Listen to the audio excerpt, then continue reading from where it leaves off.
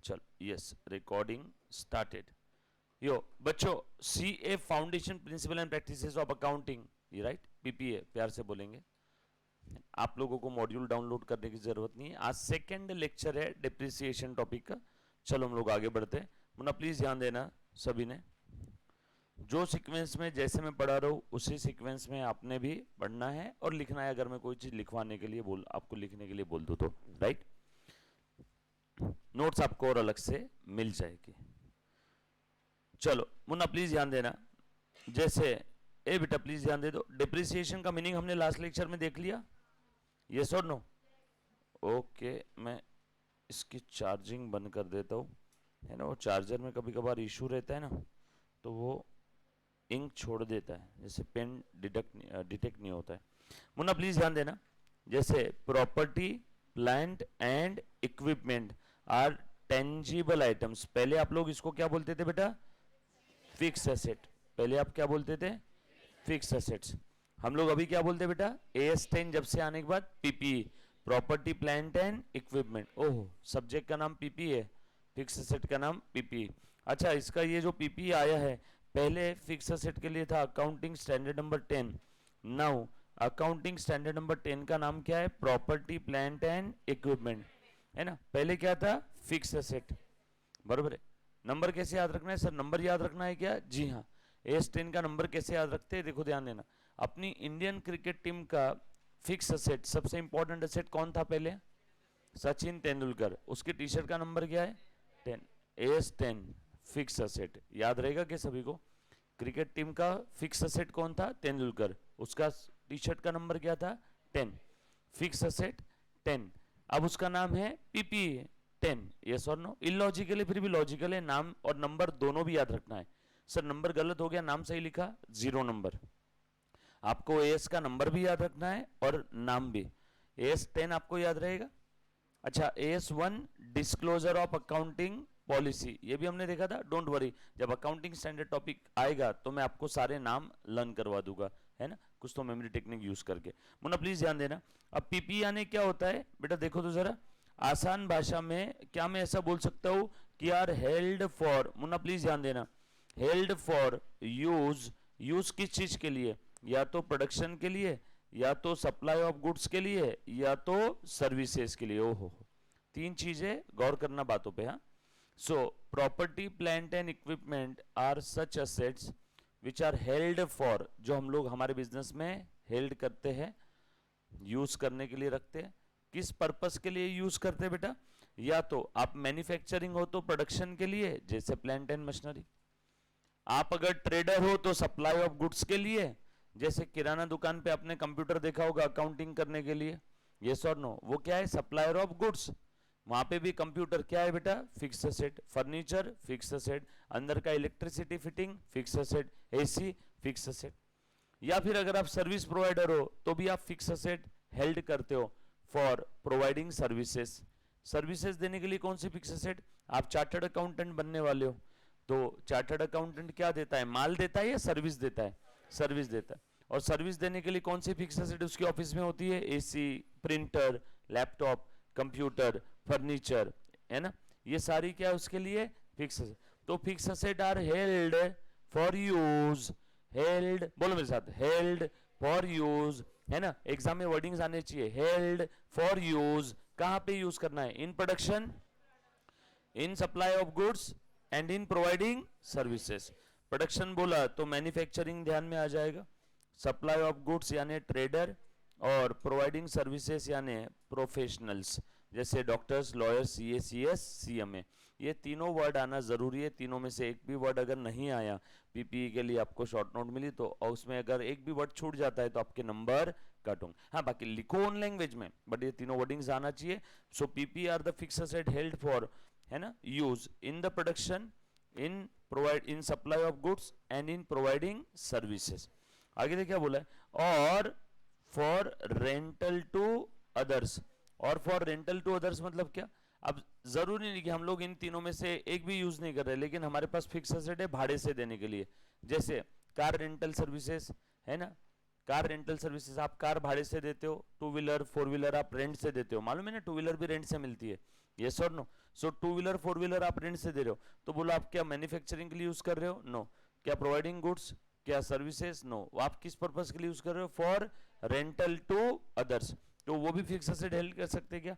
या फिर for administrative purpose, administration के लिए भी हम लोग फिक्स एसेट काफी बार यूज करते हैं। जैसे सीए के ऑफिस में स्टाफ का जो अटेंडेंस लगता है, तो वो मशीन बुलवाते हैं। कौन सी मशीन रहती है वो? है ना अटेंडेंस वाली बायोमेट्रिक डिवाइस, यस और नो, जिसमें थंब इंप्रेशन लेते, वो एडमिनिस्ट्रेशन के लिए है। क्या उससे कोई प्रिंट विंट करके दे रहा है कि ऑडिट रिपोर्ट? वो नो। एडमिनिस्ट्रेशन आसान हो जाता है उस बायोमेट्रिक डिवाइस से। आपको रजिस्टर मेंटेन करने की जरूरत नहीं, कौन कब आया भैया तू थंब लगा और आ, थंब लगा जा, तो एडमिनिस्ट्रेशन करने में आसानी हो जाती है, यस और नो?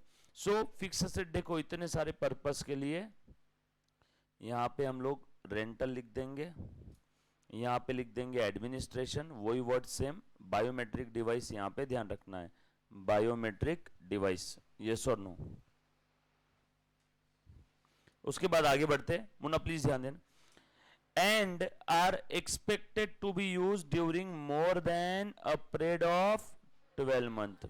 ओहो, इतनी सारी चीजें अगर यहाँ पे फुलफिल हो रही है, इतनी सारी कंडीशन फुलफिल हो रही है मुन्ना, तो ही हम लोग इसको क्या बोलेंगे? पीपीई, अदरवाइज पीपीई नहीं बोलेंगे। अच्छा, पीपीई के अंदर में इन्होंने एक चीज क्या कर दिया पता है? इस बार सिर्फ टेंजिबल आइटम्स ही लेते हैं, इनटेंजिबल आइटम्स ये पीपीई में नहीं ले रहे। क्यों? क्योंकि इंटेंजिबल असेट के लिए एक सेपरेट अकाउंटिंग स्टैंडर्ड है, जिसका नाम है accounting standard number 26, intangible asset. तो सारी इंटेंजिबल आइटम्स कहां चले गए? 26 में। और tangible property plant and equipment कहां पे आ गए? AS 10 में। सर ये AS करते क्या है? आपको उस रिस्पेक्टिव आइटम से रिलेटेड अकाउंटिंग ट्रीटमेंट और फाइनेंशियल स्टेटमेंट में प्रेजेंटेशन कैसे होगा उसके बारे में गाइडेंस प्रोवाइड करते हैं। So accounting standards are the written policy document issued by Institute of Chartered Accountant of India, analyzed by ANFRA and finalized by central government। और उसके बाद आपकी किताबों में ये अकाउंटिंग स्टैंडर्ड बन के आ जाते हैं, right? Don't worry, accounting standard का सेपरेट टॉपिक है, वहां पे देखेंगे मुन्ना। रन, चलो आगे, पक्का? Okay. There are also called fix asset in common parlance, मतलब जनरली इन सारे आइटम को क्या बोलते हो आप लोग? Fix asset. वो इन्होंने बोल दिया, लेकिन आज के बाद अब आप क्या बोलोगे? पीपीई, बरोबर है? चलो आ जाओ, ध्यान देना। अच्छा, ये जो फिक्स एसेट है, ये इनकी वैल्यू कम होती है, may be because of any of the following reason. देखो तो जरा, वेयर एंड टेयर यूज होने की वजह से, टाइम पास हो गया, इफ्लक्स ऑफ टाइम यानी टाइम पास हो गया, बस टाइम जा रहा है, टाइम पास हो रहा है, असेट को यूज नहीं किया बट टाइम पास हो रहा है, तो भी ये असेट्स डिप्रिसिएट हो जाती है। अच्छा, डिप्रिसिएशन कहां से स्टार्ट होता है? सवाल, डिप्रिसिएशन चार्ज करना कहां से स्टार्ट होता है? सवाल समझ में आया सभी को?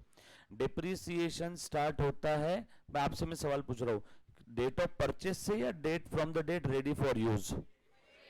डेट ऑफ परचेस से या from the date ready for use? बराबर है, correct answer is ready for use, क्योंकि एसेट खरीदा 1 महीने पहले, रेडी फॉर यूज हुआ आज। एक्चुअल यूज की बात नहीं करो, एक्चुअल यूज मत करो ना जिंदगी भर, हमें कोई लेन देन नहीं। रेडी फॉर यूज है, गेम ओवर, यहां से डिप्रिसिएशन लगना शुरू हो जाएगा, डेट ऑफ परचेस से नहीं। असेट मैंने खरीदा लंदन से, लंदन से यहां पे असेट आने में लग गए 2 महीने, 2 महीने पहले खरीद लिया था, असेट आज रेडी फॉर यूज हुआ, तो डिप्रिसिएशन कब से चालू होगा? आज से। So depreciation will start from the date asset ready for its intended use.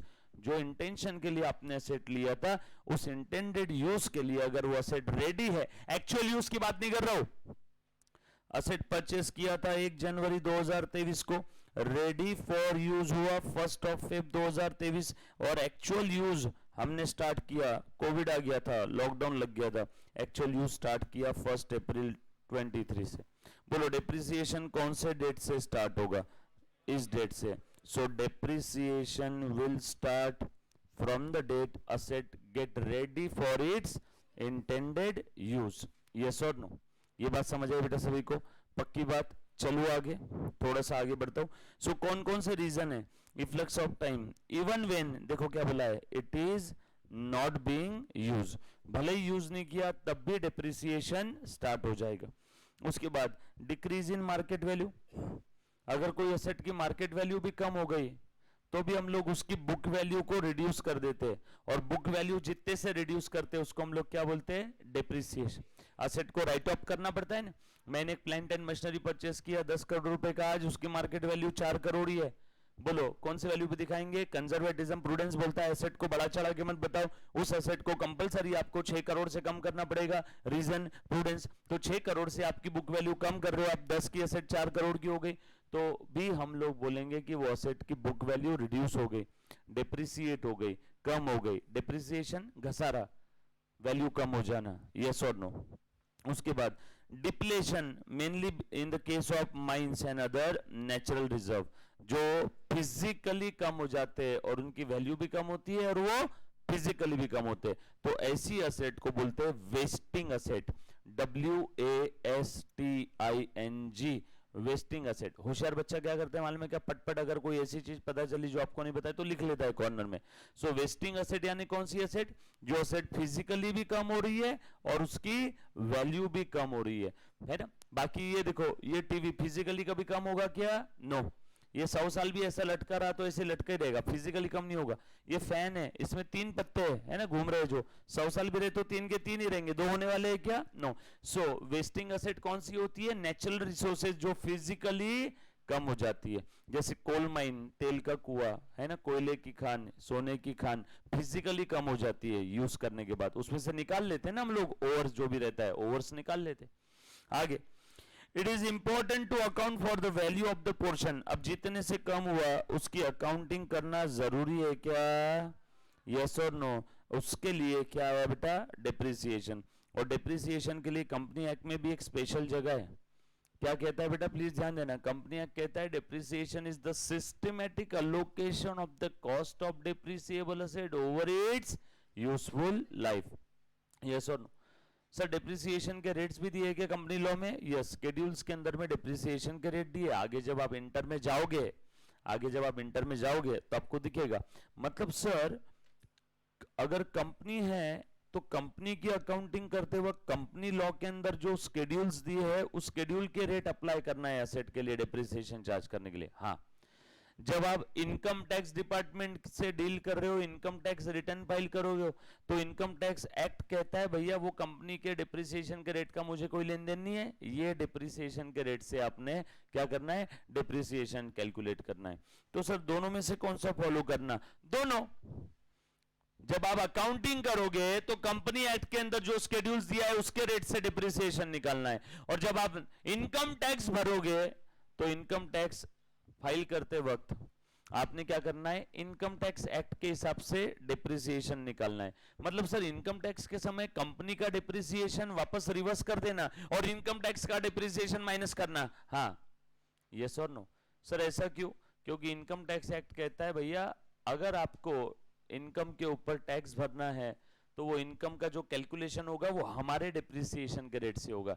तुम तो उधर बहुत ज्यादा डिप्रिसिएशन चार्ज कर दोगे, बहुत ज्यादा डिप्रिसिएशन चार्ज किया तो खर्चा बढ़ जाएगा, खर्चा बढ़ गया तो प्रॉफिट कम हो जाएगा, प्रॉफिट कम हो गया तो इनकम टैक्स डिपार्टमेंट बोल रहा है मेरा क्यों नुकसान कर रहे हो, प्रॉफिट कम तो इनकम टैक्स कम ना।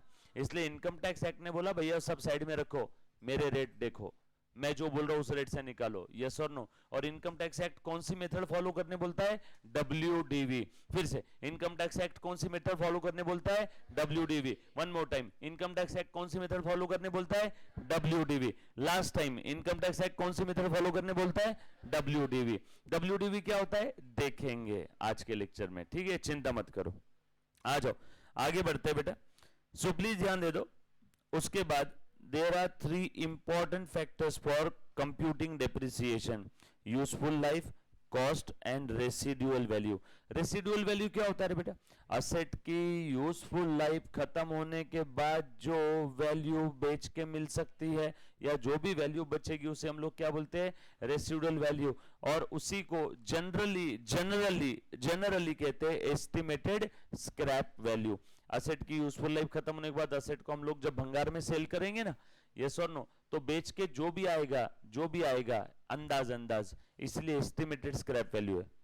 अच्छा मुझे एक बात बताओ, आप लोगों ने एक अकाउंटिंग का लिमिटेशन पढ़ा हुआ है, यस और नो? लिमिटेशन क्या है बेटा? अकाउंटिंग में काफी जगह पे एस्टिमेट्स लगाते हैं, एक्चुअल हमें पता नहीं रहता। उसमें से दो एस्टिमेट यही देखने मिलेंगे, एक है बेटा आपका एस्टिमेटेड यूजफुल लाइफ और दूसरा है एस्टिमेटेड रेसिडुअल वैल्यू। यहां पे करेक्ट वर्ड होना चाहिए एस्टिमेटेड रेसिडुअल वैल्यू। हम लोग एस्टिमेटेड यूजफुल लाइफ और एस्टिमेटेड रेसिडुअल वैल्यू को मद्देनजर रखते हुए डिप्रिसिएशन निकालते हैं। एंड एस्टिमेशंस गलत हो सकते हैं क्या? जी हाँ बिल्कुल हो सकते हैं। मतलब हम लोग जो सोच रहे हैं पी एंड एल अकाउंट में जो नेट प्रॉफिट आ रहा है वो एग्जैक्ट या एक्यूरेट है क्या? नो, वो भी कहीं ना कहीं अंदाज हमने यूज किया, यस और नो। इसीलिए this is one of the limitation. क्योंकि कंपनी वाले बोलते हैं, जब हम लोग असेट खरीदते हैं किसी कंपनी से तो उन्होंने, सेलर ने बोला कि इसकी यूजफुल लाइफ 10 साल है, लेकिन हम भारत वाले उसको 50 साल यूज करते हैं, यस और नो। तो वो जो सोच के बोला था 10 साल, सोच के हमने डिप्रिसिएशन निकाला, हम लोग कितने साल यूज कर रहे हैं? 50 साल। गलत हो गया ना, एस्टिमेशंस गलत होते हैं, तो जो प्रॉफिट आ रहा है वो भी कोई एग्जैक्ट और accurate dot to dot profit नहीं है। This is one of the limitation of accounting, yes और नो। सब लोग साथ में बेटा आ जाओ। सो अच्छे से ध्यान देना सभी ने। आप लोगों को मेथड कौन कौन सी है मैं एक बार बता देता हूं, मुन्ना प्लीज ध्यान देना, डोंट वरी, ये सारी चीजें आएगी।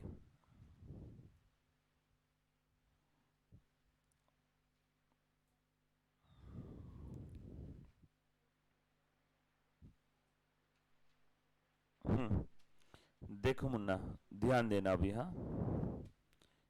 आ जाओ, चलो हाँ बोल बेटा, आजा आजा, ठीक है। अभी जो भी मैंने डिस्कस किया वो सारी चीजें अपने नोट्स में भी है, ठीक है। अब आ जाओ, अब आपने लास्ट लेक्चर में जहां तक लिखा था उसके आगे लिखना है। मुन्ना अच्छे से ध्यान दे दो सब लोग साथ में, लास्ट लेक्चर में कहां तक लिखा है बेटा? यस हमने ये देख लिया था ना, रिप्लेसमेंट ऑफ डिप्रीज, मतलब फंड्स हमारे लिए क्या करता है, ये साइड में निकाल के रखता है, सेट अपार्ट, यस और no? Okay okay, done done done, चलो ठीक है। इनकम टैक्स एक्ट के हिसाब से डब्ल्यूडी मेथड होता है, ये आपने अभी लिख लिया है, राइट? ओके चलो ठीक है, नो वरी। आ जा मुन्ना, चलो आगे ध्यान देना अभी, हाँ बुक कंप्लीट करना, अच्छे से लिखना, जहां भी डाउट आए तब के तब पूछना है। लिख मुन्ना, देखो तो ध्यान देना। नाउ मेथड ऑफ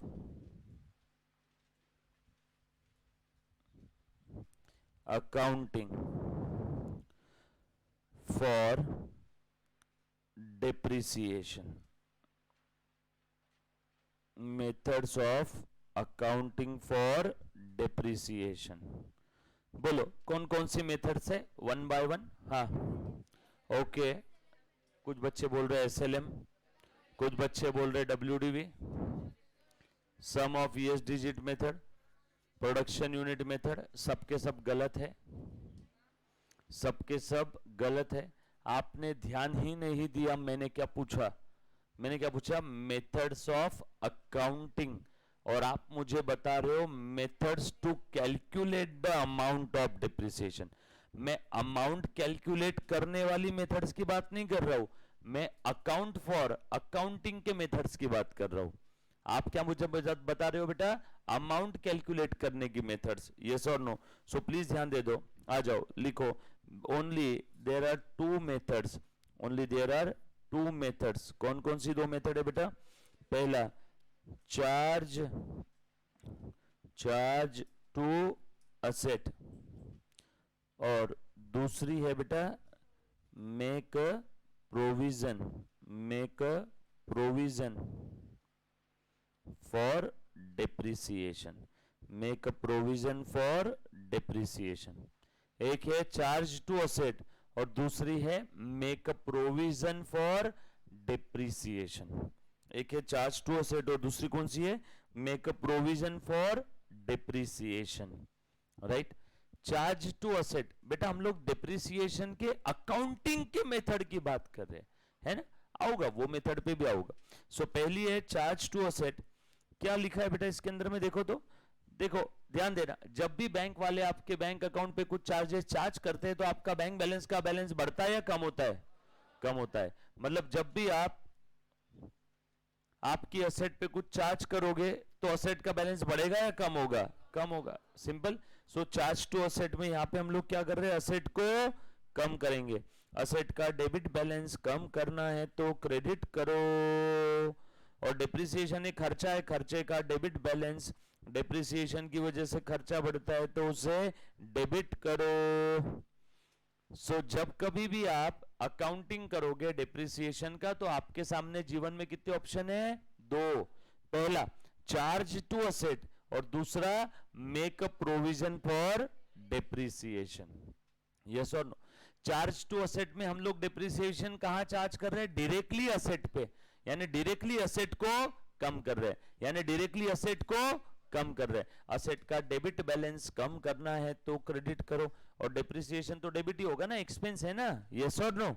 और दूसरा make a provision for depreciation, मतलब यहां पे असेट कम कर रहे हैं क्या? नो। यहां पे असेट कम कर रहे हैं क्या? नो। यहां पे असेट कम नहीं कर रहे बल्कि प्रोविजन बना रहे हैं, make, MAK, make a provision, provision create कर रहे हैं। बाय द वे प्रोविजन का रिजर्व सरप्लस का कौन सा बैलेंस होता है, बताओ मुझे? प्रोविजन और रिजर्व सरप्लस का बैलेंस कौन सा होता है? डेबिट और क्रेडिट? डेबिट बैलेंस और credit balance? Correct answer is credit balance. बताता हूं क्यों। मुझे एक बात बताओ, इस बच्ची का बर्थडे है, हम सभी ने इस बच्ची को गिफ्ट देने के लिए 100 रुपए कंट्रीब्यूट किए, 2000 रुपए हमारे पास इकट्ठा हो गए। अब वो जो 2000 रुपए जो इकट्ठा हुआ है वो क्या है ना, वो क्या है बेटा? इस बच्ची के गिफ्ट लाने के लिए था ना। So fund for gift, yes और नो? और प्रोविजन फॉर गिफ्ट। अब मुझे एक बात बताओ, जो मेरे पास 2000 रुपए इकट्ठा हुए हैं प्रोविजन फॉर इस बच्ची का गिफ्ट, वो 2000 मेरी असेट है या मेरी लाइबिलिटी है? मेरी लाइबिलिटी है। वो मैं मेरे पर्पस के लिए यूज नहीं कर सकता हूं, उसका यूज क्या होगा? इस बच्ची के बर्थडे गिफ्ट के लिए ही यूज होने वाला है। सो जब भी आप किसी स्पेसिफिक पर्पस के लिए प्रोविजन या रिजर्व बनाते हो तो वो प्रोविजन या रिजर्व आपकी जिम्मेदारी है, आप आपके खुद के पर्पस के लिए यूज नहीं कर सकते। So whenever you are creating any provision और reserve, it is your responsibility to spend that amount for that purpose only, it is your responsibility। ये बात समझ आई? सो आज के बाद ब्रह्मांड में जब कभी भी आप देखोगे कि प्रोविजन और रिजर्व क्रिएट कर रहे हैं तो समझ जाना बेटा, प्लीज ध्यान देना, तो समझ जाना कि प्रोविजन और रिजर्व किसी स्पेसिफिक पर्पस के लिए है, प्रोविजन और रिजर्व किसी स्पेसिफिक पर्पस के लिए। यस और नो? ये बात समझ आई सभी को? सो हर बार आप प्रोविजन और रिजर्व का कौन सा बैलेंस बोलोगे बेटा? अब क्रेडिट बैलेंस। कौन सा बैलेंस बोलोगे? Credit balance. यस और नो? ये बात समझ आई क्या सभी को? आ जाओ। सो ध्यान देना अच्छे से। सो लिखो, प्रोविजन का क्रेडिट बैलेंस है और प्रोविजन क्रिएट करना है। ए मुन्ना प्लीज ध्यान देना, प्रोविजन का क्रेडिट बैलेंस है और प्रोविजन क्रिएट करना है, यानी प्रोविजन खड़ा करना है, यानी प्रोविजन क्रिएट करना है। प्रोविजन का क्रेडिट बैलेंस, प्रोविजन को खड़ा करना है तो प्रोविजन को क्रेडिट करो। क्रेडिट बैलेंस है ना इसका, credit, CREDIT, credit. So provision for depreciation credit करेंगे क्या? और क्यों? डिप्रिसिएशन हम लोग एक्सपेंस बुक कर रहे हैं ना, सो डिप्रिसिएशन खर्चा है, खर्चे का डेबिट बैलेंस। सो दोनों केस में डिप्रिसिएशन ही डेबिट होगा, लेकिन चार्ज टू असेट में असेट क्रेडिट होगी, मेकअप प्रोविजन में प्रोविजन क्रेडिट होगा। चार्ज टू असेट में असेट क्रेडिट होगी, मेकअप प्रोविजन में प्रोविजन। ये देखो तो दोनों जगह ये सेम है क्या? दोनों जगह डिप्रिसिएशन ही डेबिट हो रहा है, लेकिन एक जगह क्या है बेटा? असेट को चार्ज किया इसलिए असेट क्रेडिट हुआ, और इधर में प्रोविजन क्रिएट किया इसलिए प्रोविजन क्रेडिट हुआ। यस और नो? किसी को यहां तक कोई डाउट, कोई दिक्कत? ये थी बेटा method of accounting for depreciation.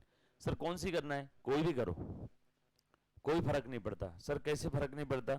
देखो जरा ध्यान देना। ए मुन्ना, यहाँ पे असेट पे चार्ज कर रहे हैं, यहाँ पे असेट पे चार्ज कर रहे हैं। ए बाबा देख रहे जरा, असेट पे चार्ज कर रहे तो कैसे दिखेगा? सारी चीजों की डिटेल स्टडी, हाँ एकदम आखिरी पॉइंट तक।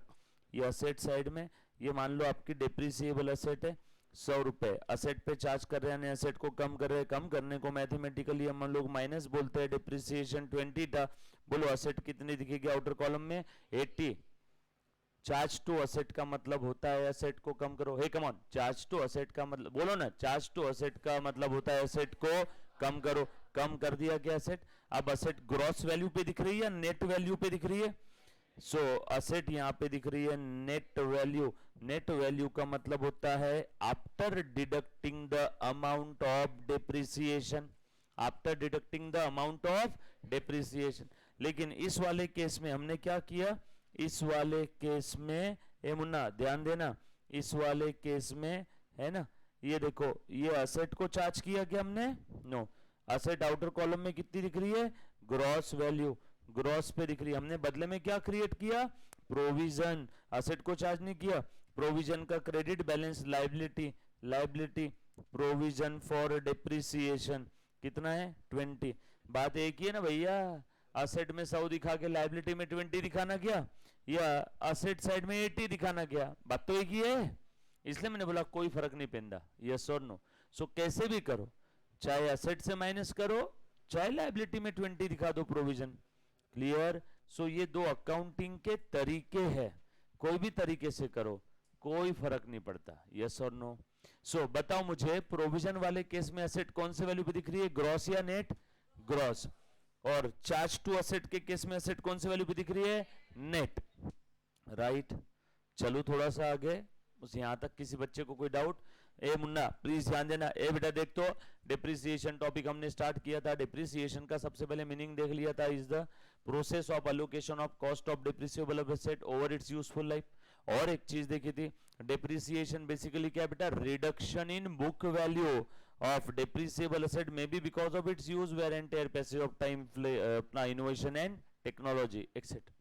डिप्रिसिएबल एसेट का मतलब देखा था बेटा, जो असेट ये चारों कंडीशन फुलफिल करती है, डिप्रिसिएबल एसेट है। कौन सी चार कंडीशन, असेट का useful life more than 1 year होना चाहिए, लिमिटेड होना चाहिए, बिजनेस पर्पस के लिए यूज होना चाहिए, और उसकी ओनरशिप हमारे पास होनी चाहिए। बुक वैल्यू का मतलब देख लिया था, cost minus depreciation till date. उसके बाद देखा था उसका नेचर क्या है, एक्सपेंस है, कैसा एक्सपेंस है, नॉन कैश एक्सपेंस है ना। डेबिट बैलेंस है, डिप्रिसिएशन की वजह से खर्चा बढ़ता है, डेबिट करो, अपोजिट कम करना है, गलती से ज्यादा डिप्रिसिएशन चार्ज कर दिया, कम करना है तो क्या करो, क्रेडिट करो। उसके बाद हमने और क्या देखा था बेटा, ऐसी कौन कौन सी जरूरतें हैं जिसकी वजह से डिप्रिसिएशन चार्ज करते हैं। एक क्या था, करेक्ट कॉस्ट ऑफ प्रोडक्शन पता लगाना है, करेक्ट प्रॉफिट पता लगाना है, या फिर आपको फंड्स साइड में निकाल करके रखने हैं for the purpose of replacement of the asset at the end of its useful और इकोनॉमिक लाइफ, यस और नो। इतनी कुछ चीजें देखी। और उसके बाद हमने आज क्या देखा बेटा मुन्ना, हमने देखा आज 2 methods for accounting of depreciation, yes और नो। आ जाओ थोड़ा सा और आगे बढ़ते हैं बेटा, प्लीज ध्यान देना बेटा। देख दो, अब मैं बात कर रहा हूं ये वाले मेथड की, मुन्ना प्लीज ध्यान देना, हर कोई लिखेगा, जहां भी डाउट आया आपको कसम है तब के तब पूछना है। इंस्टीट्यूट बड़ी बेरहम है बेटा, आपको ऐसे झांसे में लेगी ना एग्जाम में, आपको समझ में भी नहीं आएगा कि आपने गलत करके आया। आपके किस भरम में आओगे पेपर से बाहर, वाह मैंने तो सही लिखा, 5 पैकी 5, ऐसा सोच के आता है बच्चा, है ना, आउट ऑफ आउट। बट वैसा होता नहीं है। इसलिए यहाँ पे जितनी शांति में रिलैक्स आप, है ना, किसी चीज को हल्के में मत लो। जिस समय आपने कोई चीज को हल्के में लिया, इंस्टीट्यूट वहां पे आपको उड़ा देगी, यस और नो। सो ध्यान देना। देख बेटा धीरे धीरे आगे बढ़ते हैं। मुन्ना प्लीज ध्यान दो, यहाँ पे कैसे होगा, ये हमने असेट परचेस किया। ए मुन्ना देख दो, ये मैंने असेट परचेस किया, है ना, डिप्रिसिएबल असेट है, ये असेट अकाउंट, ठीक है। ऐसा असेट अकाउंट कोई बनता नहीं है, जो भी असेट का नाम रहेगा वो नाम से अकाउंट बनता है। बट यहाँ पे आपको बताने के लिए बोल देता हूँ असेट अकाउंट। अदरवाइज जो भी असेट है उसका नाम रहेगा, प्लांट एंड मशीनरी होगा तो plant and machinery account, car होगा तो कार अकाउंट, फर्नीचर होगा तो फर्नीचर अकाउंट, है ना, समझ में है, कंप्यूटर होगा तो कंप्यूटर अकाउंट, समझ में। बट फिर यहाँ पे मैंने क्या लिख दिया, असेट अकाउंट। ऐसा असेट अकाउंट कोई बनता नहीं है, उस असेट के नाम से अकाउंट बनेगा, समझ में आए सभी को। सो प्लीज ध्यान देना, मैंने असेट परचेस किया, asset account debit to bank. मुन्ना प्लीज ध्यान दे देना, कितने का असेट था, 10,000 का। कोई तकलीफ किसी को, साथों साथ लिखना है और सुनना है, मैं बोलूंगा और लिखूंगा, आप सुनोगे और लिखोगे, है ना। असेट परचेस किया 10,000 रुपीज का। जहां भी डाउट आया, आपका जीपीएस लोकेशन अगर डिस्कनेक्ट हो गया, सर मुझे समझ नहीं आ रहा मैं कहाँ हूं, तो मैं प्लीज उसे याद दिला दूंगा कि बेटा तू इस दुनिया में इंसान के रूप में पैदा हुआ, 12th कॉमर्स के बाद तू सीए फाउंडेशन का अकाउंटिंग सब्जेक्ट का डिप्रिसिएशन टॉपिक के अंदर में 2 मेथड्स के अंदर में पहली मेथड्स की अकाउंटिंग देख रहे। आपको ये पता होना चाहिए, आपके बैक ऑफ द माइंड में आपको आपका है ना, सामने वाला माइंड और जो सबकॉन्शियस माइंड है, दोनों माइंड को यूज करना है। बच्चे क्या करते हैं, पढ़ाई करते समय सिर्फ फ्रंट माइंड को यूज करते हैं और सबकॉन्शियस माइंड में कुछ और चलते रहता है, तो ऐसा बोलते हैं वो हाफ हार्टेडली बैठा है। तो 11-12 बीकॉम की एग्जाम हाफ हार्टेडली भी बैठ करके पास हो जाते हैं, लेकिन सीए की एग्जाम की जब बात आती है तो आपका फ्रंट माइंड और सबकॉन्शियस माइंड, जब फ्रंट माइंड में आप पढ़ रहे हो डिप्रिसिएशन, तो सबकॉन्शियस माइंड के अंदर में बेसिक्स ऑफ अकाउंट्स चलते रहना चाहिए, है ना, डेबिट बैलेंस, क्रेडिट बैलेंस, सारे रूल हमने क्या क्या देखा, बेसिक टर्म्स। फ्रंट माइंड में क्या चल रहा है, डिप्रिसिएशन। मतलब आप आपके बॉडी के हर पार्ट को, हर नर्व्स को, हर न्यूरॉन को इस कोर्स के लिए झांक दो। मतलब दिन रात आपके दिल में यही चलते रहना चाहिए कि मेरा क्या हो गया, क्या बाकी है पढ़ना, और जो बाकी है वो कब तक करूंगा। यस और नो। कौन से 3 सवाल, कितनी पढ़ाई हो गई, कितनी बाकी है, और जो बाकी है वो मैं कब तक करने वाला हूं या करने वाली हूं। यस और नो। सो यही 3 सवाल आप हर दिन अपने आप से पूछना और इसका जवाब ढूंढते रहने का। समझ में आया सभी को? अगर आपको ये सारी चीज पता है, आप सबकॉन्शियसली इस कोर्स के साथ अगर जुड़े हो, तो ही आप लोग आराम से सारी चीज क्लियर कर लोगे। और इत्तेफाक से आज सीए डे भी है। आपको मालूम है सीए इंस्टीट्यूट के लोगों में ईगल ही क्यों है? सुना होगा, देखा होगा कभी किसी ने। ईगल क्यों है? ईगल का साइन क्यों है? क्या वजह है उसके पीछे? दूसरा भी तो और था, कबूतर था, मोर था, पिकॉक था, है ना, कौवा था। ईगल ही क्यों रखा? क्या वजह है ना? उसकी नजरें देखिए, ईगल दूर तक उसका विजन देखो। ईगल आसमान में उड़ते हुए भी जमीन पे चलती हुई चींटी को भी देख सकता है, इतने बाइनोकुलर्स लेंस है उसकी आंखों में, ऐसा समझो, पहला वजह। दूसरा, जब बरसात पानी आती है तो बाकी जो छोटे मोटे पंछी होते हैं वो घोंसलों में छुप जाते हैं। ईगल क्या करते हैं मालूम है? जो बादल से बरसात आ रही है उसके ऊपर जाके उड़ता है। मतलब देखो, प्रॉब्लम दोनों के लिए सेम है। बाकी जो उड़ने वाले पंछी उनके लिए भी सेम प्रॉब्लम है, बरसात पानी, ईगल के लिए भी। लेकिन दोनों का नजरिया देखो, एक बेचारा छुप रहा है, भाग रहा है, और एक उस बादलों के ऊपर जाकर के उड़ रहा है, क्योंकि बारिश तो नीचे आएगी ना, वो बादलों के ऊपर से चला जाता है कि जिस बादल से बारिश बरस रही है उसके भी ऊपर। एक्चुअल इफेक्ट है। और क्या वजह है? और क्या वजह है? और क्या वजह है? आपको मालूम है कि ईगल जब बूढ़ा हो जाता है तो बाकी पंछी मर जाते हैं। ईगल कहीं तो कोई पहाड़ी के चोटी पे जाता है, जब वो बूढ़ा हो जाता है, मरने के कगार पे रहता है, मरने के कगार पे, तब उसके बॉडी के एक एक बाल, पंख सब नोच लेता है खुद से, पूरा नेकेड, एकदम नंगा टाइप हो जाता है। यस और नो। और उसके बाद फिर से उसके बॉडी पे नए पर्स और नए बाल, सब कुछ नया आता है। वो उसकी सेकेंड लाइफ होती है। मतलब उसकी लाइफ बाकी पंछियों के मुकाबले डबल है। तो वैसे ही सीए करते करते आपकी जवानी पूरी चली जाएगी, एक लाइफ खत्म हो जाएगी। दूसरी लाइफ आपकी कब शुरू होगी मालूम है? चार्टर्ड अकाउंटेंट बनने के बाद। मुझे एक सेमिनार में बच्चे ने पूछा था कि सर खर्चा कितना लगता है? मैंने बोला था खर्चा कुछ हजारों में लगता है सीए बनने के लिए, जवानी पूरी लग जाएगी। वो अगर देने के लिए तैयार है ना, तो ही सीए कर, वरना एड़े गबाड़ों का काम नहीं है। अगर आप आपकी जवानी पूरी दे सकते हो तो बिल्कुल ये कोर्स आपके लिए, ये कोर्स आपके लिए। और क्या वजह है बेटा ईगल का? उसकी स्पीड देख लो तुम, समझ में आया क्या? और एक बार जब वो किसी उसके शिकार के ऊपर नजर लगाता है ना, तो जब तक वो उस तक पहुंच नहीं जाता तब तक वो डाइवर्ट नहीं होता है। सीए कोर्स के अंदर में भी यही चाहती है इंस्टीट्यूट कि एक बार आपका ऑब्जेक्टिव क्लियर होना चाहिए, सीए के एग्जाम क्लियर करना है, फिर कटरीना हो, रीतिका हो, अलाना फलाना ढिमका टिमका आपल्याला काही घेन देन नहीं। समझ में आया क्या? कंट्रोल बहुत मुश्किल है। 1000 में से, सॉरी 10,000 में से एक बच्चा कंट्रोल करता है, और वो एक बच्चा ऑल इंडिया रैंक 1 आता है। कंट्रोल बहुत मुश्किल है। क्या होता है आपके आसपास? डाइवर्जन बहुत है, मौसम, नजारे, बारिश, दोस्त यार, रिश्तेदार, आज लग गई, आज सर्दी हो गई। मतलब आपका मन कहीं ना कहीं बहाने ढूंढता है कि आज क्यों क्लास ना जाना है, क्यों पढ़ाई नहीं करना है। बट अगर आप ये देखोगे कि मुझे पढ़ाई क्यों करना है, तो है ना, लूज मोशन भी लगी रही तो भी इंसान कैरी बैग बांध के भी क्लास में आके बैठ जाता है। यस और नो? नहीं नहीं, है ऐसे भी लोग हैं जिनको कोई फर्क नहीं पड़ता कि क्या चल रहा है बॉडी के अंदर और बाहर। अपना ऑब्जेक्टिव क्लियर है, ऑब्जेक्टिव क्लियर है।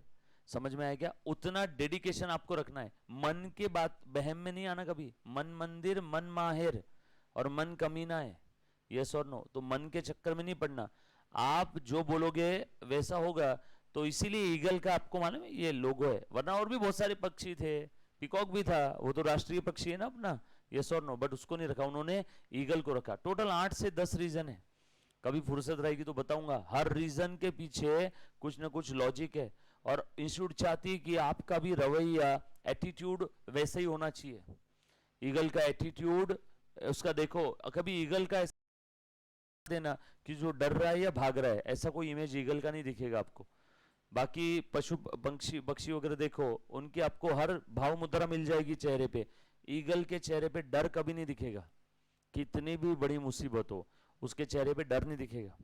जब तूफान आता है ना तो बाकी पक्षी इधर उधर भागते हैं, ईगल क्या करता है, तूफान जब आता है, हवा जब तेज चलती है, बस अपने पर खोल के छोड़ देता है। वो अपने आप तूफान की जो स्पीड है, उसकी जो एनर्जी है, मतलब तूफान की एनर्जी को वो सही डायरेक्शन में चैनलाइज कर रहे हैं। लोगों के जीवन में प्रॉब्लम आती है, लोग क्या करते, भाग जाते हैं। प्रॉब्लम आई, गुस्सा आ रहा है, उस गुस्से को आंसू के बहाने मत निकालो, पढ़ाई में निकालो। यस और नो? तो है ना, कुछ लोग रो के गुस्सा निकाल देते हैं, कुछ दोस्त के साथ गॉसिप और बिच बिच बिच बिच करके निकाल देते हैं। कुछ लोग क्या करते हैं, गुस्सा आया रोको, उसको पढ़ाई में लगाओ। गुस्सा आया मतलब क्या होता है, एनर्जी का एक विस्फोट होता है अंदर। अब या तो उसको रो के निकाल दो, या कुछ और करके निकाल दो, या दोस्त से बात करके निकाल दो, या कैसे भी कर लो। कुछ लोग उसको पढ़ाई में यूज कर लेते कि चल एनर्जी आ रही, इधर इधर डाइवर्ट कर, है? बस वो सारी वजह है। तो वो आपने ध्यान रखना है। और कोई मराठी मीडियम हिंदी मीडियम का कुछ कनेक्शन नहीं है, कोई होशियार और ये इंटेलिजेंट का, ढप्पू का कोई कनेक्शन नहीं है। सब बच्चे होशियार रहते हैं, दिमाग मतिमंद कोई है क्या यहाँ पे? मतिमंद बच्चा ही सीए नहीं कर सकता है, बहुत उसके अंदर में कमियां रहती है। बाकी मतिमंद कोई नहीं है, मतलब सब होशियार है ना। बच्चे बोलते सर 10वीं कमी टक्के होते हैं, मराठी मीडियम होता है, ये होता है, ते होता है, ठीक है, रहने दे, सबकी सेम प्रॉब्लम रहती। सो थोड़ी सी दिक्कत आती है इनिशियली, बट उसको क्रॉस करके आगे बढ़ो, है ना। और आपका एटीट्यूड चेंज करो, एटीट्यूड थोड़ा सा पढ़ाई के लिए चेंज करना पड़ेगा। किसी भी चीज को आप पढ़ रहे हो तो उसको डीप में जाके, ये ऐसा क्यों, ऐसा क्यों, ऐसा क्यों, है ना, हर बार ऐसा सोचना है, उसके बारे में सोचते रहना है। तो वो चीज कहीं ना कहीं तपस्या ही है। पहले के जमाने में तपस्या करते तो भगवान का ध्यान लगा के बैठते सालों साल, तो भगवान मिलते थे ना। तो आपको भी यहाँ पे वही करना है, ध्यान लगाना है, उसी को आप लोग अभ्यास और स्टडी बोलते हो, और कोई उसमें फर्क नहीं है, बरोबर है? ये तो आपको सभी को मालूम है। मुझे एक बात बताओ, शेर हाथी के सामने जाता है तो हाथी का एटीट्यूड क्या होता है? भागो, मारा जाऊंगा, बरोबर है क्या? और शेर जब हाथी को देखता है तो उसका एटीट्यूड क्या होता है? खाना, यस और नो, खा जाना है इसको, यस और नो। दोनों का एटीट्यूड देख लो, फर्क है। हाथी जब शेर के सामने आता है तो हाथी का एटीट्यूड भागो यहां से, और शेर जब किसी सामने जाता है तो शेर को क्या दिखता है? खाना, बस उसको पकड़ना है और खा जाना है। एटीट्यूड का ही फर्क है, बल्कि हाथी ज्यादा पावरफुल है शेर से, बड़ा भी है, पावरफुल भी है, बस एटीट्यूड का फर्क है, बाकी और कुछ नहीं। सो आपका एटीट्यूड सीए करने वाला आपको बनाना होगा, ऑप्शन नहीं उसके अलावा। ऑप्शन है क्या कुछ लाइफ में? सर मैं लैंडलॉर्ड हूँ घर का बहुत बड़ा, कितना भी रहो बड़ा लैंडलॉर्ड, पैसे खत्म होते देर नहीं लगती। आपके पास आपका स्किल सेट होना चाहिए, अब आपके घर परिवार का 4 लोगों का पेट पाल सकने चाहिए, उतना पैसा आया। और वैसे जीवन में आए तो काम करना चाहिए ना यार, बगैर काम के क्या ही कर लोगे जीवन में, है ना। काम करना है तो अच्छा ही करो। आ जाओ। सो पहली वाली मेथड के अंदर में देखो, मैंने एसेट परचेस किया, अब बताओ इसके ऊपर डिप्रिसिएशन चार्ज किया मैंने, बोलो बेटा क्या एंट्री रहेगी? डिप्रिसिएशन टू असेट, ये दिख रहा है बेटा सभी को? ये मैंने 1000 का डिप्रिसिएशन चार्ज कर दिया। अब बताओ ये असेट की बुक वैल्यू कितनी बची है? अब बताओ बेटा ये असेट की बुक वैल्यू कितनी बची है? एनीबॉडी? अच्छा इधर दिख रहा है, ये ऑनलाइन वाले बच्चों को इधर दिखता है, इधर, ठीक है, ऑफलाइन वालों को इधर और उधर दिख रहा है। अच्छा बता रहे बेटा इस असेट की बुक वैल्यू कितनी बची है बेटा? 9000। अब अगर ये असेट में बेच दो 8000 में, कितने में बेचा मैंने? 8000 में। क्या एंट्री रहेगी? सिर्फ हाथ खड़ा करना है अगर किसी बच्चे को आती है तो, एनीबॉडी? सिर्फ हाथ खड़ा करो। ये असेट मैंने 8000 में सेल किया, ट्राई करो कितने में सेल किया? 8000 में। ओके, इतने बच्चों को आ रहा है बेटा, और कोई बाकी बच्चे नहीं है? ट्राई करो, याद करो, बेसिक्स ही है और कुछ नहीं है। गलत हुआ फांसी की सजा किसी को नहीं है। बोल बेटा, हाँ बोलो, आप बोलो। हाँ, बैंक अकाउंट टू असेट, और कोई? और कोई? हाँ बोल मुन्ना। हाँ हाँ, loss on sale of asset debit 1000 to asset account. Okay very good. और कोई? और कोई? पक्का सभी का ये कहना है? सो लॉस का आपने अकाउंटिंग नहीं किया बेटा। ये असेट कितने की बची? 10 में से 1 की चलेगी, बची 9 की। 9 की चीज आप 8000 में, 9000 की चीज आप कितने में सेल कर रहे हो? 8000 में। लॉस हुआ है ना, देखो मैं एंट्री लिख करके बता दो मुन्ना, प्लीज ध्यान देना। देख तो जरा, ये मैं एंट्री लिख रहा हूँ मुन्ना, ये आपने असेट सेल कर दिया 8000 में, कैश और बैंक अकाउंट, कैश और बैंक अकाउंट, कैश और bank account debit, cash bank, bank balance में पैसा आ गया, असेट बढ़ गई, असेट का डेबिट बैलेंस बढ़ती है तो डेबिट करो, इसलिए मैंने बैंक अकाउंट को और कैश अकाउंट को डेबिट कर दिया। उसके बाद लेकिन असेट कितने से कम हुई, असेट का डेबिट बैलेंस, असेट कम हो गई तो क्रेडिट करो। असेट कितने से कम हुई, 9000 से। सर 9000 क्या है, बुक वैल्यू। हाँ एक बार फिर से, 9000 क्या है, book value. One more last time, 9000 क्या है, बुक वैल्यू। बुक वैल्यू कैसे निकलती है, cost minus depreciation till date. जिस दिन आप असेट बेच रहे हो उस दिन तक का, एक बार फिर से, जिस दिन आप असेट बेच रहे हो उस दिन तक का डेप्रिसिएशन माइनस कर दिया कॉस्ट में से, डेप्रिसिएशन टिल डेट। तो आपको क्या मिलता है, बुक वैल्यू। बराबर है क्या, आपको क्या मिलता है, book value on the date of sale. Book value कौन से डेट का, on the date of sale. Book value कौन से डेट का, on the date of sale. अब मुझे बात बताओ, book value on the date of sale कितना है, 9000। बेचा कितने में, 8000। कॉमन सेंस, लॉस हो गया, 9 की चीज 8 में बेच दिया। लॉस का डेबिट बैलेंस, लॉस बढ़ा ना, यहाँ पे लॉस हो गया ना, लॉस हो गया तो लॉस को क्या करो, डेबिट। अब लॉस का नाम क्या है, loss on sale of asset लिख दो। अपने क्या नाम में क्या पड़ा है, loss on sale of asset, loss on sale of machinery, loss on sale of आपके फिक्स असेट, जो भी लिखना है, यस और नो।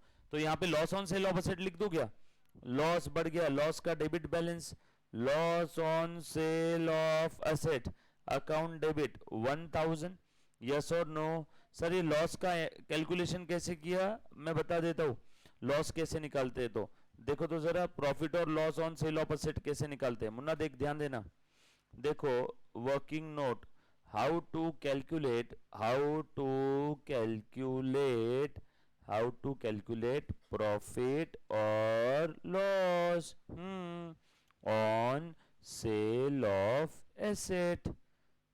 ओके, कैसे निकालना है बेटा, प्रॉफिट और loss on sale of asset कैसे निकालेंगे मुन्ना, प्लीज ध्यान देना।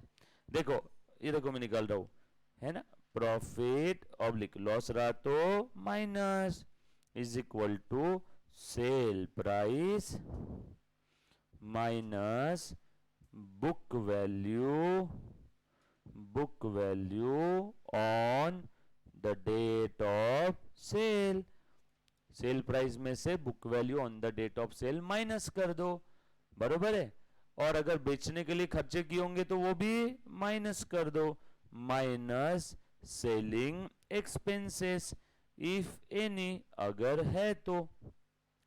कोई एक असेट है 10,000 बुक वैल्यू थी, आपको समझाने के लिए दूसरा एग्जांपल ले रहा हूं, 10,000 बुक वैल्यू था, वो असेट मैंने सेल किया 12,000 में। 10,000 का असेट कितने में बेचा, 12,000 में, बुक वैल्यू 10,000, सेल प्राइस 12,000। बोलो प्रॉफिट लॉस कितना हुआ, 2,000। और आगे धीरे से एक और इंफॉर्मेशन दी, बेचने के लिए 500 रुपए का कमीशन देना पड़ा। अब बोलो प्रॉफिट कितना हुआ, 1500। कैसे निकाला आपने 1500, माइनस किया ना सेलिंग एक्सपेंस, देखो मैंने भी माइनस किया, ठीक है। सो प्रॉफिट और loss on sale of asset is equal to selling price minus book value on the date of sale minus selling expenses if any. Answer plus आया तो प्रॉफिट, आंसर माइनस आया तो loss, that's it, game over. Sir हम तो मन से निकाल लेते हैं, बेटा मन से निकाल के मन में रखोगे तो मार्क्स थोड़ी मिलेंगे, पेपर में लिखना है तो ऐसे लिखना पड़ेगा, यस और नो। पेपर में वर्किंग नोट देनी पड़ेगी आपको कि आपने प्रॉफिट लॉस कैसे निकाला, ठीक है। Working notes are part and parcel of your answer. Sir आप हमें ये बता दो, सिर्फ सिखाओ मत, आंसर कैसे लिखते, प्रॉपर फॉर्मेट बताओगे ना, हाँ, उसके बगैर पेपर ही कंप्लीट नहीं होगा आपका, यस और नो। सर सिर्फ कॉन्सेप्ट बता के मत जाना, सर फॉर्मेट भी बताना, आंसर कैसे लिखते पूरा बताना, प्रेजेंटेशन पूरा बताऊंगा, मेरा वही काम है 10 साल से, यस और नो। सो चिंता मत करना, आ जाओ बेटा, पहले समझ लो, फिर बहुत सारे क्वेश्चंस भी सॉल्व करेंगे, है ना, आ जाओ। सो ये हो गया। अब बताओ तो ऊपर वाले एग्जांपल में सेलिंग प्राइस कितनी थी बेटा असेट की, 8,000। Book value on the date of sale कैसे निकाला, cost minus depreciation till date. Asset का कॉस्ट कितना था, 10,000, डेप्रिसिएशन टिल डेट कितना था, 1,000, बरोबर है क्या। टिल डेट मतलब कौन सा डेट, जिस दिन की बुक वैल्यू निकालना है उस दिन तक का, बरोबर है। सो कितना है बेटा बुक वैल्यू 9,000, है ना, 10 माइनस 1 और सेलिंग एक्सपेंस थे क्या 0। सो आंसर क्या आया -1000। माइनस आया मतलब क्या है लॉस। सिंपल फॉर्मूला याद रहेगा सभी को, है ना, भूलोगे तो नहीं, कॉमन सेंस वाला फॉर्मूला है। आ जाओ आगे बढ़ते हैं। सो अब ये जो एंट्री आपने लिखा ये लिख लिया बेटा, सभी ने लिख लिया, सभी ने पक्का। चल आ जाओ ध्यान देना, ए मुन्ना ध्यान दे। तो अब देखो मैं यहाँ पे लिख रहा हूँ, इस एंट्री का पोस्टिंग कर रहा हूँ, इस एंट्री का पोस्टिंग कर रहा हूँ। बेटा पोस्टिंग कैसे करते रहे, एंट्री में क्या लिखा है bank account debit, bank account बनाना है यहाँ पे no. Loss on sale of asset account debit, loss on sale of asset account बनाना है क्या नो। क्या लिखा है to asset account, asset account है क्या यस। तो असेट के क्रेडिट में डेबिट क्या आइटम, असेट के क्रेडिट में डेबिट में क्या क्या थे बैंक और लॉस। तो असेट के क्रेडिट में बाय बैंक, असेट के क्रेडिट में बाय लॉस। बोलो बेटा बाय बैंक कितना है 8000, by loss 1000, bye loss on sale of asset. हो गया क्या ये अकाउंट टैली खत्म हो गया किस्सा। ये था आपका चार्ज टू असेट वाला किस्सा। अगर चार्ज टू असेट है तो कैसे असेट खरीदना, कैसे डिप्रिसिएशन चार्ज करना और कैसे बेचना। प्रॉफिट होता तो अपोजिट होता। डोंट वरी, हम लोग प्रॉफिट लॉस सारे एग्जांपल लेंगे ना, एकदम सिंपल सिंपल डमी एग्जांपल बता रहा हूँ, है ना। धीरे धीरे आपका हाथ पकड़ के ऊपर लेके जाता हूँ और ऊपर से आपको धक्का दे दूंगा पैराशूट बांध के, तो आप अपने आप उड़ना सीख जाओगे, है ना। चल आ जाओ। स्विमिंग पूल में भी ऐसे ही सिखाते ना, स्विमिंग कोई सिखाए यहाँ पे। मेरी तो इतनी फट गई थी ना, मतलब मैं स्विमिंग पूल में 1-2 बार पैसे दिए बेचारे को, ट्रेनर को गया, वो लेके गया। पहले साथ में लेके जाता है थोड़े, इसमें पहले बता देता है ओरली, 5 मिनट बताता है ओरल, बाद में डायरेक्ट पानी में लेके गया, हमारा सर मत लग रहा। फिर बोले उधर आगे जहाँ पे गहराई रहती ना, स्विमिंग पूल ऐसा रहता है ना, तो वहां पे लेके गया। अब हाथ पैर मारो, हाथ पैर मारो। मतलब किधर मारू, मैं इतना चिल्लाया ना उसको, मतलब मारोगे मेरे को। अरे सर मैं हूं ना यहाँ पे, मैं अगले दिन से गया ही नहीं। अरे बहुत फट जाती है। और वो बोले इसके अलावा और कोई ऑप्शन नहीं है। मैंने मेरे सोसाइटी में जो आता है सिखाने के लिए बच्चों को, वो छोटे छोटे बच्चों सीख लेते हैं यार, साला 4 दिन में सीखते हैं स्विमिंग, है ना। मैं उसको भी ट्राई कर लिया। बोले सर वही तरीका है। मतलब वो जो टब वब ट्यूब पहना के मुझे, बोले सर वो बच्चों के लिए रहता है, आप ट्यूब पहनोगे तो भी वो ट्यूब के साथ नीचे जाओगे, बोले तो वो नहीं है। फिर मैं सोचा कहीं और ट्राई करेंगे, होगा कुछ ना कुछ ट्यूब का वगैरह रहते ही होगा ना। बट वो बोले उसमें आप कितने भी बार करो, आप जैसे ट्यूब निकालोगे ना फिर से आप ऐसे ऐसे फड़फड़ाओगे, बोले तो इस चक्कर में वो और कोई ऑप्शन नहीं, उसमें ढकेल देना पड़ता है। और आदमी क्या खुद की जान बचाने के लिए हाथ पैर मारता ही, और वहीं से वो सीखता है। तो वो साला धक्का दे देते डायरेक्टली पानी में। मैं बोला अपने को कुछ हो गया, कुछ बेहोश हो गए, है ना। अचानक से बीपी बढ़ जाता तो इंसान बेहोश हो जाता ना, तो उसको लगेगा साला मैं तैर रहा हूं। वो बोलेगा वाह वाह मस्त एकदम पानी में तैर रहे हो। आ जाओ। मेकअप प्रोविजन के केस में कैसा होता है, असेट मैंने परचेस किया, मुन्ना देख रहे बेटा, ये असेट अकाउंट है ना, देखो दिख रहा है सभी को। ये असेट मैंने परचेस किया, same asset account debit to cash और bank 10,000, asset account debit to cash और बैंक 10,000, राइट। बोलो डिप्रिसिएशन का एंट्री क्या है मेकअप प्रोविजन में, बताओ तो जरा, बोलो तो। Depreciation to provision for depreciation, ओ हो। So depreciation account debit to provision for depreciation, to provision for depreciation। ये देखो सर ये वाली मेथड थोड़ी सी तकलीफ है। अरे तकलीफ कुछ नहीं, सिर्फ लिखना ज्यादा है, सिर्फ लिखना ज्यादा है। बोलो इस मेथड में असेट हर बार कौन से वैल्यू पे दिखेगी, ग्रॉस वैल्यू पे। अब बताओ असेट अभी भी कितने पे दिख रही है, देखो 10,000 पे। बोलो एंट्री क्या है प्रोविजन डिप्रिसिएशन की, depreciation account debit to provision for depreciation. वैसे डिप्रिसिएशन अकाउंट नहीं बनाया तो भी चलेगा, क्योंकि पहले वाले मेथड में भी नहीं बनाया था ना डिप्रिसिएशन, चलेगा नहीं बनाया तो। मेन मेरा दिखाने का ऑब्जेक्टिव क्या है यहाँ पे, प्रोविजन फॉर डिप्रिसिएशन अकाउंट, ठीक है। आ जाओ। तो बच्चा और बोलेगा सर पिछले वाले मेथड में आपने डिप्रिसिएशन अकाउंट नहीं बनाया, एक काम कर इसमें भी नहीं बनाया तो भी चलेगा, बट इसमें प्रोविजन फॉर डिप्रिसिएशन बनाना है ना। पिछले वाले में प्रोविजन नहीं था, इस बार में प्रोविजन है। चलो आ जाओ। बोलो एंट्री क्या रहेगा डिप्रिसिएशन अकाउंट के डेबिट में टू प्रोविजन फॉर डिप्रिसिएशन, कितना 1000, और प्रोविजन फॉर डिप्रिसिएशन के क्रेडिट में बाय डिप्रिसिएशन कितना 1000। बोलो यहाँ पे कहीं पे भी असेट कम हुआ क्या? असेट कम हुआ? नो, क्योंकि यहाँ पे हमने पहले ही बोला था असेट को चार्ज नहीं कर रहे, प्रोविजन क्रिएट कर रहे। पहली वाली मेथड में क्या था? असेट को चार्ज कर रहे थे, असेट कम हो रही थी। देखो पहली वाली मेथड में असेट के क्रेडिट में लिख दिया 1000। यहाँ असेट हर बार कितने की दिखेगी? 10,000 की दिखेगी। असेट कौन सी वैल्यू पे दिखेगी? ग्रॉस वैल्यू पे, राइट। सब लोग साथ में, पक्की बात? चलो आगे, डन। चल अब अच्छे से ध्यान देना, 2 मिनट रुको। अब ये असेट फिर से मैंने बेच दिया, कितने में बेचा? 8000 में। अब देखो कैसे करना है। जब कभी भी प्रोविजन वाली केस है और आपने असेट बेच दिया तो कुछ नहीं करना है। मुन्ना देख देख जरा, ध्यान दे। अब अगर इस केस में आप असेट सेल कर देते हो, इफ asset sold for ₹8,000, तो इस केस में, कौन से केस में? प्रोविजन वाले केस में क्या करते हैं?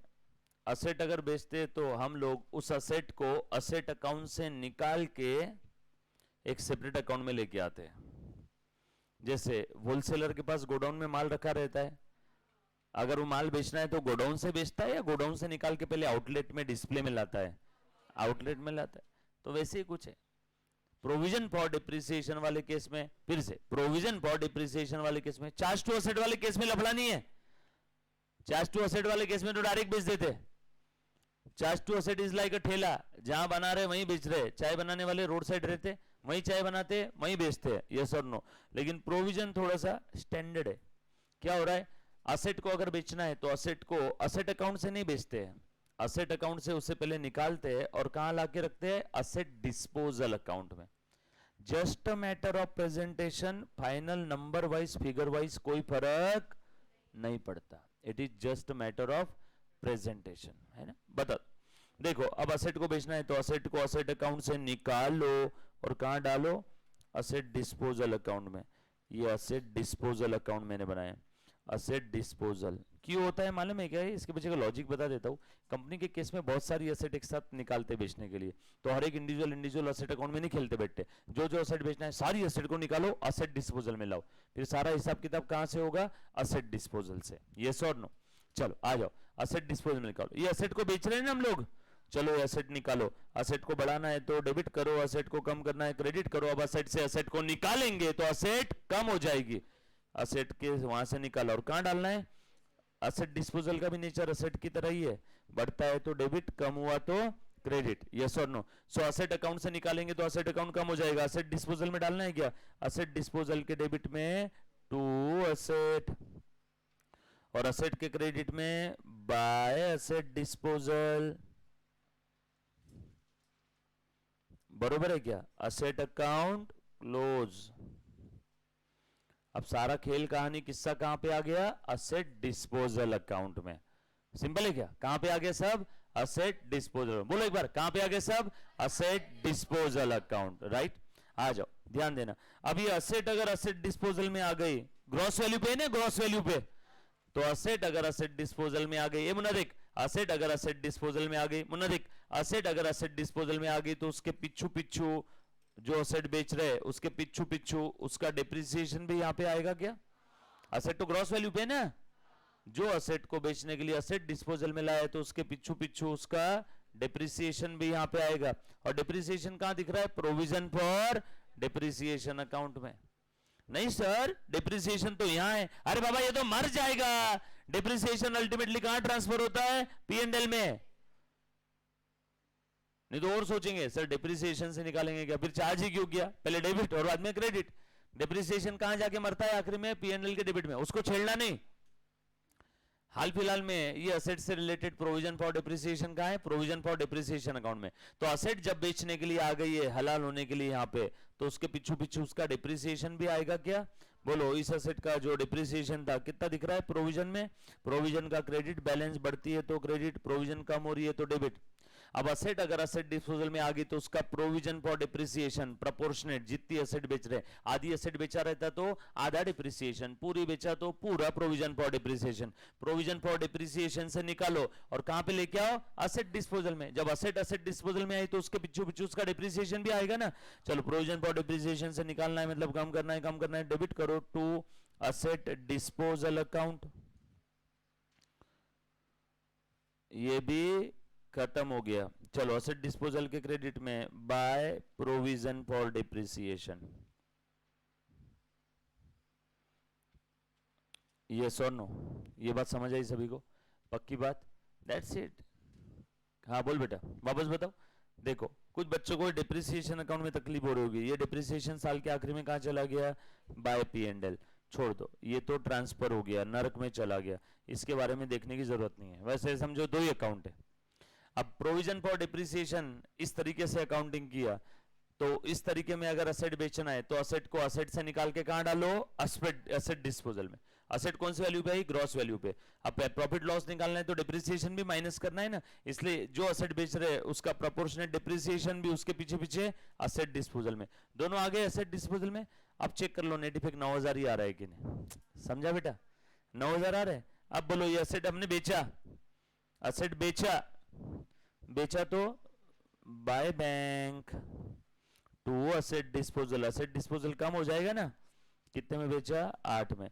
लॉस हो गया by loss on sale, entry क्या रहेगी, bank account debit 8000, loss on sale of asset account debit 1000 to asset disposal account, asset नहीं करना, असेट डिस्पोजल अकाउंट। क्या बोलते हो बच्चों, यस और नो, चेक कर लो, सिंपल है। एक 20-30% समझा क्या, 20-30%, 20-30% मोर देन सफिशिएंट। 100% समझ में आए इट्स ओके, कोई दिक्कत नहीं, 20-30 भी समझा होगा तो मोर देन सफिशिएंट है, राइट। इसके ऊपर भरपूर प्रैक्टिकल क्वेश्चन और काफी सारी मेथड्स हम लोग देखेंगे टुमारो, यस और नो। अच्छा कल क्या है, कल सैटरडे, कल रहेगा लेक्चर, हाँ कल मैं आने वाला हूँ, क्योंकि मेरे ख्याल से अपना एक मैंने लेक्चर ऑफ दिया था ना परसों का, है ना, तो अपना सिलेबस डिल, मेरे सारे कैलकुलेशंस फिक्स है, कितने दिन कितने घंटे कौन सा टॉपिक, तो अपन अभी ऑलरेडी एक दिन डिले चल रहे, एक दिन डिले चल रहे, तो कल सैटरडे होने के बावजूद भी मुझे वो कवर अप करने के लिए आना पड़ेगा, राइट। तो कल मैं आने वाला हूँ, अगर आगे कोई ऐसी ओकेजन आता है अनअवॉइडेबल रीजन की वजह से, इसलिए मैं आज मैं बोला मतलब बच्ची का बर्थडे आज लेक्चर लेने दे, मैं लेक्चर नहीं लूंगा, वो गिल्ट में शाम में बर्थडे पे मेरा मूड नहीं रहेगा, क्योंकि एक दिन छुट्टी मतलब माथे पे कलंक है, क्योंकि तुम्हारी वो बैच पोस्टपोन होती, या तो बैच पोस्टपोन होगी या तो टीचर क्या करेगा, घाई करेगा पढ़ाने में, और घाई करना अपने को जमता नहीं, अपने को कैसा चाहिए, शांताबाई, रिलैक्स, शांति में, नहीं शांताबाई चाहिए मतलब वैसे नहीं चाहिए, शांति में, शांति में, शांति में, है ना। सो कल अपना लेक्चर रहेगा, है ना, कल अगर बाकी कोई लेक्चर नहीं रहता है तो हम लोग नहीं, मैं एक्स्ट्रा का कमिट नहीं करता हूँ, जितना अपना टाइम है उतना रहेगा, तो प्लीज आ जाना, भले आपके बाकी लेक्चर नहीं रहे लेकिन एक भी लेक्चर रहा तो भी आ जाना, डन। चलो मिलते बेटा, see you tomorrow, bye bye. Thank you so much यार, thank you so much, thanks in advance. Divisha की तरफ से आप सभी को थैंक यू, मनीषा की तरफ से भी आप सभी को thank you. Sir Manisha my wife, anniversary है इसलिए उसकी तरफ से, दिविशा आज ही उसका बर्थडे है तो उसकी तरफ से भी थैंक यू। सर सब सेटिंग लगा के किया था क्या एकदम, एनिवर्सरी और ये नहीं बेटा, वो इत्तेफाक था, क्या था, इत्तेफाक। चलो थैंक यू सो मच यार, thank you, bye bye bye.